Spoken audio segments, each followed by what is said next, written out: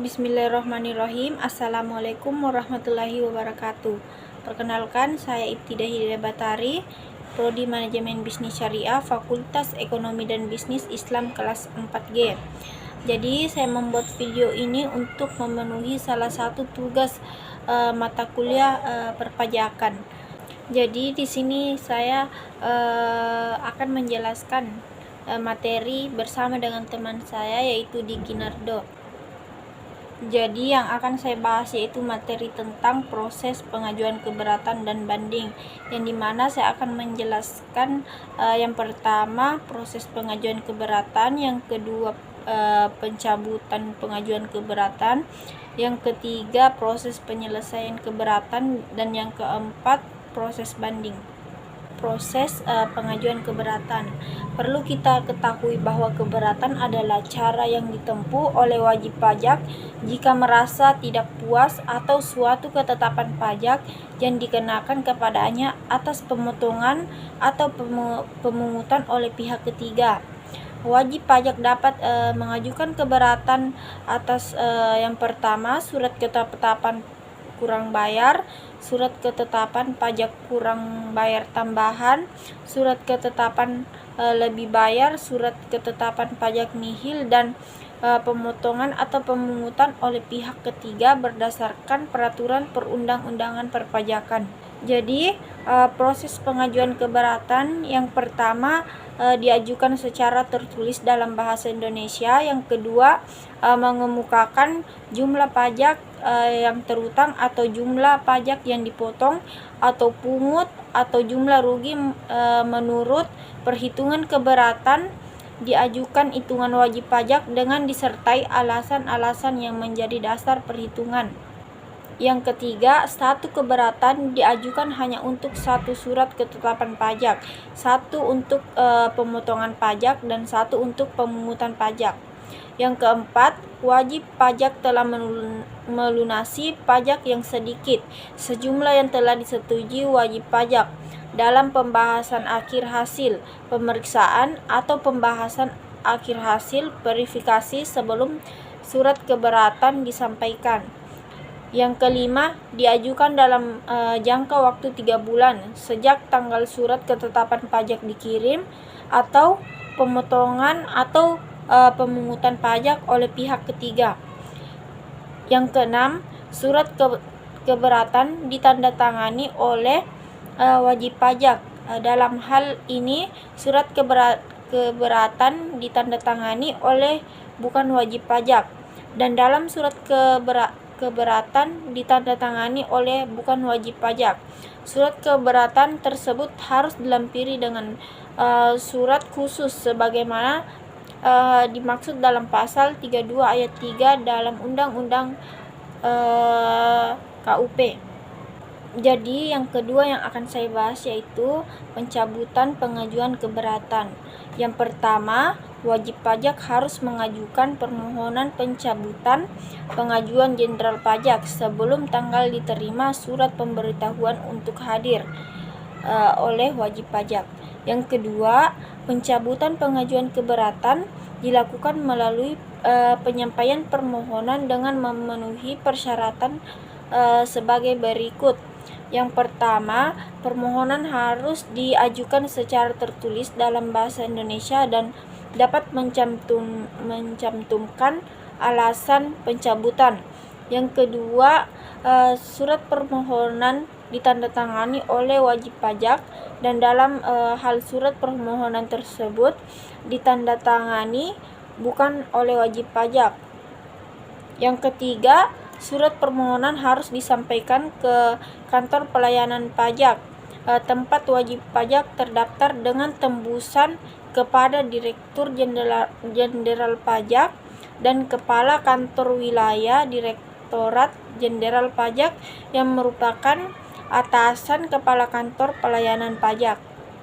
Yang ketiga, Direktur Jenderal Pajak memberikan jawaban atas permohonan pencabutan pengajuan keberatan yang diajukan wajib pajak.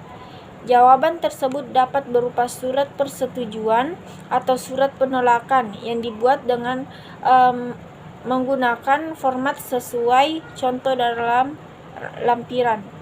Yang keempat, wajib pajak yang mencabut keberatan yang telah disampaikan kepada Direktur Jenderal Pajak ini tidak mengajukan permohonan pengurangan atau pembatalan surat ketetapan pajak yang tidak benar. Yang kelima, dalam hal wajib pajak mencabut keberatan, wajib pajak dianggap tidak mengajukan keberatan. Yang keenam, dalam hal wajib pajak tidak mengajukan keberatan, pajak tidak mengajukan keberatan, pajak yang harus dibayar dalam SKPKB atau SKPKBT. Yang keenam, dalam hal wajib pajak dianggap tidak mengajukan keberatan, pajak tidak mengajukan keberatan harus dibayar dalam SKPKB atau SKPKBT yang tidak disetujui dalam pembahasan hasil akhir, pemeriksaan atau pembahasan akhir hasil verifikasi menjadi pajak sejak tanggal penerbitan surat keterangan pertama. Wajib pajak tidak dapat mengajukan permohonan pengurangan atau pembatalan surat ketetapan pajak yang tidak benar sebagaimana dimaksud dalam pasal 36 ayat 1. Itulah materi yang bisa saya sampaikan. Selanjutnya materi kedua akan dibawakan oleh teman saya, Saudara Diki Nardo. Bismillahirrahmanirrahim. Assalamualaikum warahmatullahi wabarakatuh. Perkenalkan, nama saya Diki Nardo, kelas MBS 4G dari kelompok 5. Di sini saya akan melanjutkan materi dari Saudari Ibtidah Hidayah Batari,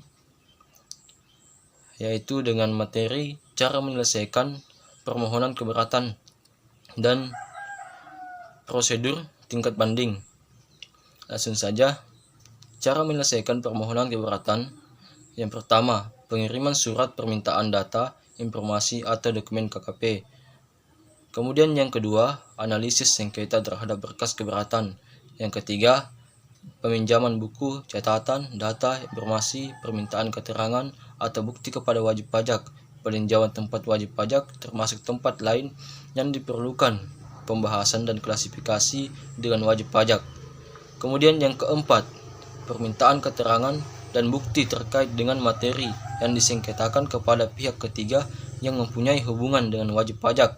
Kemudian yang kelima, pembahasan dan klasifikasi sengketa pajak dengan pemeriksa, tim quality asuransi, pemeriksaan acon representatif atau pihak lain yang terkait di lingkungan Direktorat Jenderal Pajak. Kemudian yang keenam, permintaan untuk melakukan pemeriksaan dengan tujuan lain dalam rangka menyelesaikan keberatan. Yang ketujuh, pembahasan keberatan. Yang kedelapan, pembuatan kertas kerja, penelitian dan laporan penelitian keberatan. Yang kesembilan, penyampaian surat tugas pengganti. Kemudian yang ke-10, penerbitan dan pengiriman surat keputusan keberatan. Yang ke-11, yang terakhir, konfirmasi penerimaan surat keputusan keberatan. Baiklah, materi yang kedua yaitu prosedur tingkat banding. Banding adalah upaya hukum yang dilakukan oleh wajib pajak atau penanggung pajak terhadap suatu keputusan yang dapat diajukan banding berdasarkan peraturan perundang-undangan perpajakan yang berlaku. Nah, proses yang harus dilakukan permohonan banding. Yang pertama, permohonan banding harus disampaikan secara tertulis atau lisan kepada pengadilan agama atau mahkamah syariah dalam tenggang waktu. Yang kedua, membayar biaya perkara banding di mana pasal 7 Undang-Undang Nomor 20 Tahun 1947, pasal 89 Undang-Undang Nomor 7 Tahun 1989. Kemudian yang ketiga, panitera memberitahukan adanya permohonan banding di mana pasal 7 Undang-Undang Nomor 20 Tahun 1947. Kemudian yang keempat, permohonan banding dapat mengajukan memori banding dan termohon banding dapat mengajukan kontra memori banding di mana pasal 11 ayat 3 Undang-Undang Nomor 20 Tahun 1947. Kemudian yang kelima, selambat-lambatnya 14 hari setelah permohonan diberitahukan kepada pihak lawan panitera memberi kesempatan kepada kedua belah pihak untuk melihat surat-surat berkas perkara di kantor pengadilan agama atau mahkamah syariah di mana pasal 11 ayat 1 Undang-Undang Nomor 20 Tahun 1947. Kemudian yang keenam, berkas perkara banding dikirim ke pengadilan agama atau mahkamah syariah provinsi oleh pengadilan agama selambat-lambatnya dalam waktu 1 bulan sejak diterima perkara banding. Kemudian yang ketujuh, banding dikirim oleh pengadilan agama provinsi ke pengadilan agama yang memeriksa perkara pada tingkat pertama untuk disampaikan kepada para pihak. Kemudian yang kedelapan, pengadilan agama atau mahkamah syariah menyampaikan salinan keputusan kepada para pihak.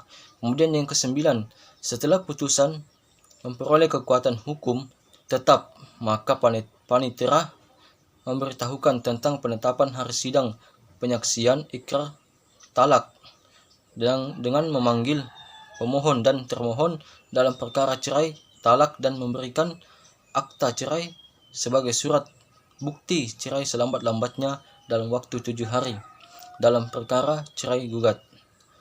Adapun penyelesaian perkara tingkat banding, yang pertama, berkas perkara banding dicatat dan diberi nomor register. Yang kedua, ketua pengadilan tinggi agama atau mahkamah syariah provinsi membuat penetapan majelis hakim yang akan menerima berkas. Kemudian yang ketiga, panitera menetapkan panitera pengganti yang akan membantu majelis. Kemudian yang keempat, panitera pengganti menyerahkan berkas kepada ketua majelis. Kemudian yang kelima, panitera pengganti mendistribusikan berkas perkara ke majelis hakim tinggi. Kemudian yang keenam, majelis hakim tingkat tinggi memutuskan perkara banding. Kemudian yang ketujuh, salinan putusan dikirimkan kepada kedua belah pihak melalui pengadilan tingkat pertama. Baiklah, itulah yang bisa saya jelaskan. Kurang lebihnya mohon dimaafkan. Wabillahi taufiq wal hidayah. Wassalamualaikum warahmatullahi wabarakatuh. 1947. Kemudian yang keempat, permohonan banding dapat mengajukan memori banding dan termohon banding dapat mengajukan kontra memori banding di mana pasal 11 ayat 3 Undang-Undang Nomor 20 Tahun 1947. Kemudian yang kelima, selambat-lambatnya 14 hari setelah permohonan diberitahukan kepada pihak lawan, panitera memberi kesempatan kepada kedua belah pihak untuk melihat surat-surat berkas perkara di kantor pengadilan agama atau mahkamah syariah di mana pasal 11 ayat 1 Undang-Undang Nomor 20 Tahun 1947. Kemudian yang keenam, berkas perkara banding dikirim ke pengadilan agama atau mahkamah syariah provinsi oleh pengadilan agama selambat-lambatnya dalam waktu 1 bulan sejak diterima perkara banding. Kemudian yang ketujuh, banding dikirim oleh pengadilan agama provinsi ke pengadilan agama yang memeriksa perkara pada tingkat pertama untuk disampaikan kepada para pihak. Kemudian yang kedelapan, pengadilan agama atau mahkamah syariah menyampaikan salinan keputusan kepada para pihak. Kemudian yang kesembilan, setelah putusan memperoleh kekuatan hukum tetap, maka panitera memberitahukan tentang penetapan hari sidang penyaksian ikrar talak dengan memanggil pemohon dan termohon dalam perkara cerai talak dan memberikan akta cerai sebagai surat bukti cerai selambat-lambatnya dalam waktu 7 hari dalam perkara cerai gugat. Adapun penyelesaian perkara tingkat banding, yang pertama, berkas perkara banding dicatat dan diberi nomor register. Yang kedua, ketua pengadilan tinggi agama atau mahkamah syariah provinsi membuat penetapan majelis hakim yang akan menerima berkas. Kemudian yang ketiga, panitera menetapkan panitera pengganti yang akan membantu majelis. Kemudian yang keempat, panitera pengganti menyerahkan berkas kepada ketua majelis. Kemudian yang kelima, panitera pengganti mendistribusikan berkas perkara ke majelis hakim tinggi. Kemudian yang keenam, majelis hakim tingkat tinggi memutuskan perkara banding. Kemudian yang ketujuh, salinan putusan dikirimkan kepada kedua belah pihak melalui pengadilan tingkat pertama. Baiklah, itulah yang bisa saya jelaskan. Kurang lebihnya mohon dimaafkan. Wabillahi taufiq wal hidayah. Wassalamualaikum warahmatullahi wabarakatuh. Itulah materi dari kami tentang proses pengajuan keberatan dan banding. Kurang lebihnya mohon dimaafkan. Wassalamualaikum warahmatullahi wabarakatuh.